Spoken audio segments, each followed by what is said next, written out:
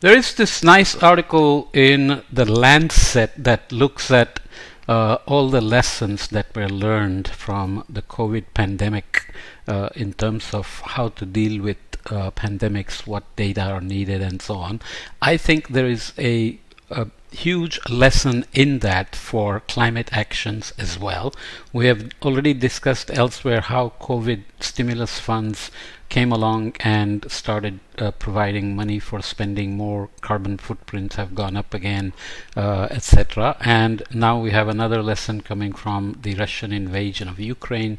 The direct impacts on Ukraine are terrible and devastating, but then Russia also turned off the spigot for natural gas to the European countries, and European countries have basically been exposed in terms of their dependence on natural gas, because now they have to burn coal or increase the coal burning to survive through the winter. All the renewable revolution is not there yet in dealing with such emergencies as you would have. So how to sustain climate action through all these perturbations, geopolitical, economic, pandemic, will be a big challenge in terms of sustaining climate actions. So just I will want to read a few things. Unfortunately, I'm going to just read the text and try to connect to the climate issues. The multiple failures of international cooperation include the lack of timely notification of the initial outbreak, of course, costly delays in acknowledging crucial airborne exposure pathways, the virus that causes COVID-19, and in implementing appropriate measures at national and global levels to slow the spread of virus. So these are also related to how climate catastrophes or climate extreme events are causing all sorts of problems, and we are failing to implement mitigation and adaptation measures fast enough, let alone reducing emissions fast enough. The lack of coordination among countries regarding suppression strategies, so this is same for reducing emissions as well. The failure of governments to examine evidence and adopt best practices for controlling the pandemic and managing economic and social spillovers from other countries. This is also true in terms of rich countries emitting so much. Now, of course, China has moved up a growing economy. India is moving up. So how these things affect least developed countries, small island developing states, and so on also is similar. The shortfall of global funding for low-income and middle-income countries as classified by the World Bank. There is a similar issue of loss and damage in climate impacts beyond mitigation and adaptation on countries that are too vulnerable to recover from. So I will have a podcast on loss and damage that's related to what happened here in terms of global funding for low-income and middle-income countries for the pandemic recovery. The failure to ensure adequate global supplies and equitable distribution of key commodities, including protective gear, diagnostics, medical devices, and vaccines, especially for low and middle income countries. This is again also the case for sharing technologies, whether it's energy or refrigerants, etc., to low and middle income countries to deal with reducing overall emissions as well. The lack of timely, accurate, and systematic data on infections, deaths, viral variants, health system responses, and indirect health consequences. All of them have a parallel in climate variability, extremes, impacts, and direct and indirect sorry, health consequences as well. The poor enforcement of appropriate levels of biosafety regulations in the lead up to the pandemic, raising the possibility of a laboratory related outbreak. This is like the unintentional fossil fuel emissions, or now at this point intentional fossil fuel emissions that continue, and there is poor enforcement or of appropriate levels of emissions reductions. NDCs, nationally determined contributions, already have been discussed in my podcast as well as to their inadequacy despite the updates provided by the countries to meet some of the global warming targets. The failure to combat systematic disinformation, also true for climate. There's a very well organized disinformation funded in various direct and indirect ways to deny climate change. The lack of global and national safety nets to protect populations experiencing vulnerability, directly relevant for climate impacts as well, like the Pakistan floods, and before that the heat waves and the various other impacts in terms of health, crop losses, sea level rise, storm surges, and so on and so forth. This is a long list of key findings. So the proximal origin of SARS-CoV-2 remains unknown. This is not necessarily true for climate. We now have a very good idea of what we are doing. Who acted too cautiously and too slowly on several important matters, and this is true for the way UNFCCC has been negotiating now for 25 years, but the emissions have not managed to budge at all. So overall the framework for negotiations is good, it's democratic, everybody's at it, but the question is, are we moving fast enough? As the outbreak became known globally in early January 2020, most governments around the world were too slow to acknowledge its importance and act with urgency in response. This is of course true for climate change. A lot of negotiations to force the notion that before 1990 the developed world didn't know about the bad impacts of fossil fuel burning, which is obviously not true. Nice papers from Eunice Foote go back to 1850s, Svante Arrhenius to 1890s, Guy Callender 1937, newspaper article in 1912 talked about impacts of CO2 increase. Of course, then you had the Keeling curve, Wally Broker warning us in the 70s, Ramanathan, James Hansen, and so on and so forth. Coordination among governments was inadequate on policies to contain the pandemic, including travel protocols to slow the transmission of the virus and so on. This is true in terms of climate action as well. The coordination exists at the UNFCCC level. COP27 is coming up in Egypt this month or next month in November. Still many issues are on the table and not resolved, and NDCs will be tested in terms of monitoring, reporting and verification, but looking at the emissions, it's obvious that we are moving little too slow. Epidemic control was seriously hindered by substantial public opposition to routine public health and social measures. This is similar to climate denial issues, where people, for example, in the US, climate budget was passed by Biden and his administration and support from the Democratic Congress and Senate, but there is still a lot of fight left, and Republicans are punishing states and corporations that are wanting to take climate action, and they're punishing investment firms that do not invest in fossil fuel companies to be more green in their investments or impact investments and so on. So there are all kinds of subtle hindrances put to climate action as well. Public policies did not properly address the profoundly unequal effects of the pandemic. This is of course true for climate change, where the climate change impacts are neither gender neutral nor equitable in terms of distribution across socioeconomic groups. So public policies are not addressing seriously enough the climate justice issues and equitable solutions and protecting against vulnerability and so on at pretty much any level, local levels, national levels, global levels, or even regional, continental scales and so on.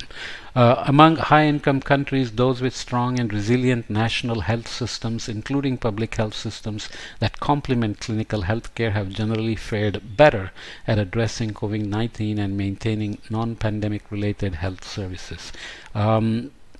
how to relate it to climate? Well, rich countries are doing well in protecting their economic growth, printing money during the stimulus activities, bank recovery activities, which poor countries cannot do, and they continue to, like Biden is releasing oil from the reservoirs, from the reserves, to make up for the perturbation to the supplies from OPEC, and Norway is making a lot of money by selling gas to the European countries, which were relying on Russia. US is selling gas to Europe, making a lot of money as well. So rich countries continue to do whatever necessary to protect themselves when there are issues, and completely ignoring climate action or climate friendly behaviors.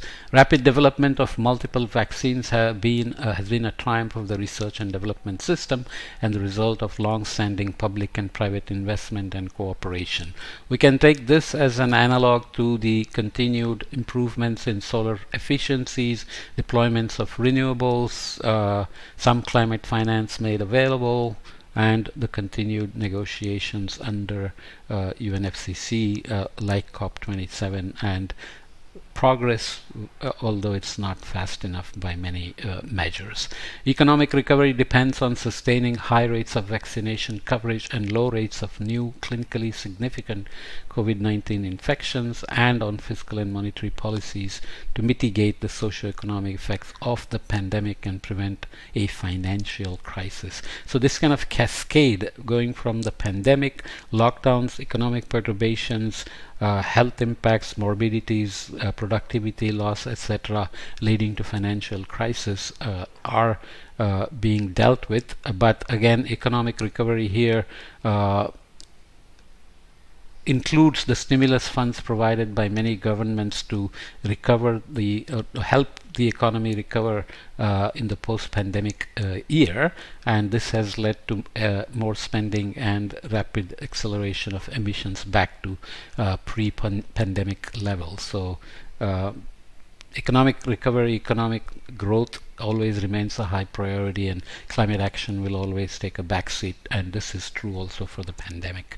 The sustainable development process has been set back by several years, with a deep underfinancing of investments needed to achieve the sustainable development goals and the aims of the Paris Climate Agreement. So obviously all the Russian war is doing exactly the same thing, and all the various geopolitical issues are doing the same thing as well. So pandemic has a direct lesson there. In terms of key recommendation, the world requires globally coordinated efforts to bring an end to COVID-19 pandemic on a rapid and equitable basis. This is obviously true for climate action as well, and COVID has exposed the lack of coordination for the pandemic, which are directly applicable to climate action as well, including data coverage and data sharing. Who the World Health Organization, governments, and the scientific community should intensify the search for the origins of SARS-CoV-2 and investigating both a possible zoonotic origin and a possible research associated origin. This is somewhat like the climate attribution exercise, where extreme events are happening and there is always efforts to attribute specific events to climate change in terms of increased probabilities or increased intensity of extreme events and so on. And one can debate about what is the use of such attribution, but hopefully it will be done in a reliable way, because I have a podcast on the caveats of heat wave attributions, for example, due to model deficiencies and lack of data. So attribution for health or a virus outbreak as well as climate extremes have similar issues in terms of data and data sharing. WHO should expand the WHO Science Council to apply urgent scientific evidence for global health priorities, including future emerging infectious diseases. This is, of course, directly applicable to climate, where UNFCCC and the IPCC are trying to apply scientific evidence for mitigation, adaptation, priorities, and future trajectories based on scenarios. But there is debate about whether 2100 is a useful timeline to project to, or should we focus more on near-term decision horizon kind of trajectories for driving better action. Saying a lot about what will happen in 2100 may not be as useful for actual decision making, except for maybe militaries or so, which want to build ports to guard against sea level at 2100. But pretty much no other government action will focus on a timeline at 2100. Governments represented at the World Health Assembly by their national health ministers should establish stronger means of cooperation and coordination in response to the emerging infectious diseases. This is somewhat happening in the climate side, but obviously it needs to go deeper into coordinated activities for mitigation, adaptation, and residual impacts under loss and damage, where things happen beyond the capability to adapt or beyond what adaptation has been made for cyclones, heat waves, extreme rainfalls, floods, droughts, sea level rises, and so on. So that's a parallel there. Who should be strengthened? This is true for UNFCCC, and IPCC has to also figure out whether it will continue to do this exercise of running models, burning a lot of energy for projections to 2100, or it will come down to societally relevant time scales in terms of providing useful information at multi-year time scales and a couple of decade time scales, where time horizons like 2030, 2040 can be closely tracked with more reliable skill of projections. Longer term horizons often are dominated by scenario uncertainties, so any scenario you make up is unlikely to play out exactly that way, as COVID also showed. So what is the use of projecting to outer decades to 2100? We call for a dual track to prevent future emerging infectious diseases. To prevent natural spillovers, governments should coordinate on the global surveillance and regulation of domestic animals and wild animal trade, and take stronger measures against dangerous practices. To prevent research-related spillovers, WHO should be given new oversight authority regarding the biosafety, biosecurity, and biorisk management of national and international research programs.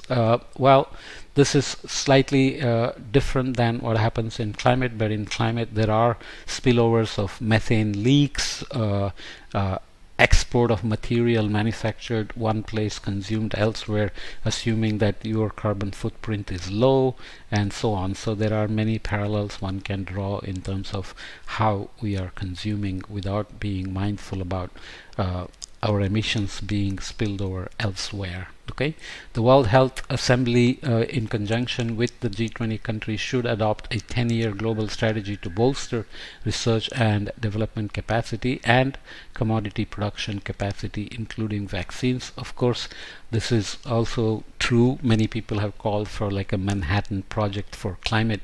I have several podcasts on the kilometer scale models needed for climate, for ocean, and the digital earth that the Europeans are doing, and so on.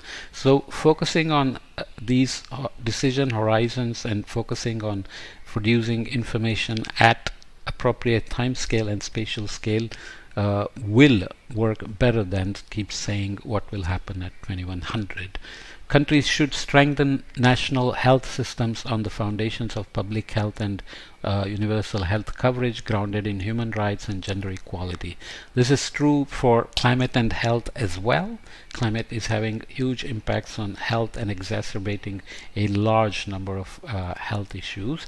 And of course, it's also true for climate action itself in terms of the systems that are supposed to manage climate adaptation and mitigation, including the financial tools. Okay. In addition to strengthening health systems, each country should determine and expand national pandemic preparedness plans, which is true for climate in terms of early warning systems, which are some of the best adaptation tools for all countries, especially so for developing countries which are facing a lot of extremes. So multiple days, multiple weeks to seasons, how to have early warning systems for food, water, energy, health, transportation, and so on. A new global health fund should be created that's closely aligned with WHO. This is true for climate finance and loss and damage as well, of course. Coming closer to the end, UN member states with particular responsibilities of the G20 countries should adopt a new financial architecture to scale up financing of low and middle income countries to meet the urgent challenges of pandemic preparedness, the Paris Climate Agreement, and the Sustainable Development Goals. So this directly relates COVID to climate and Sustainable Development Goals, so I don't need to say more. There are some recommendations for essential components of the national pandemic preparedness plans. I won't go through all these, but it's a lot about leadership, data, universal access, I would say in our case, to climate solutions like energy, new energy technologies, new refrigerants, new electric vehicles, battery technologies, etc. Inclusive, diverse leaderships at all levels. Investment, I will have a separate podcast on investments for sustainable oceans, for example. There is a growing movement towards impact investments which go for green projects. Investment in behavioral and social science is also very necessary for climate science to see why people are not perceiving the risk of climate the same way they do their own financial risks, etc. How to extend the insurance model, for example, to investing for the future of the environment. Protection of vulnerable groups, very relevant. Establishment of safe schools, workplaces, and public places, also true for climate. Permission for schools to implement stringent and evidence-supported control strategies. Every campus can become a sustainable campus, net zero campus, for example. Universal access to digital services. This is true for climate data. Digital Earth promises to do that. Green, what is it called? Data for all, green data for all, I think. Social support services that address gender-based climate impact inequities. National and global supply chains for preventing large-scale perturbations like the impact of Russian invasion on Ukraine, or a perturbation of a hurricane hit on Philippines through the global supply chain, and so on. Global coordination and standardization of data collection, data quality, monitoring, and reporting. This is of course true for climate. Application of a gender-responsive approach to pandemics, also true for climate vulnerability and climate risk. Universal adoption of updated medical, scientific, and public health training, and airborne infectious disease exposure standards that reflect the paradigm shift towards more accurate definitions of transmission routes and so on, which is of course always applicable for climate as well, in terms of the last mile problem of protecting people from climate impacts with early warning systems and the so-called ready, set, go framework, where longer time horizon forecasts are used to ready the system, set stages where shorter term forecasts, extended range week 2 to 4 are used to move assets and prepare disaster prevention, disaster recovery plans, disaster prevention plans, and go stage where you deploy the resources to the right place to actually manage disaster recovery and so on. Okay, so it's a bit longish, but I wanted to make these points, and Lancet provided a nice set of observations of COVID impacts that I could try to connect to climate action and what is needed for sustained climate action, no matter what the perturbations are, whether it's the pandemic, a war, financial crisis, multiple cascading compound hazards, and so on and so forth.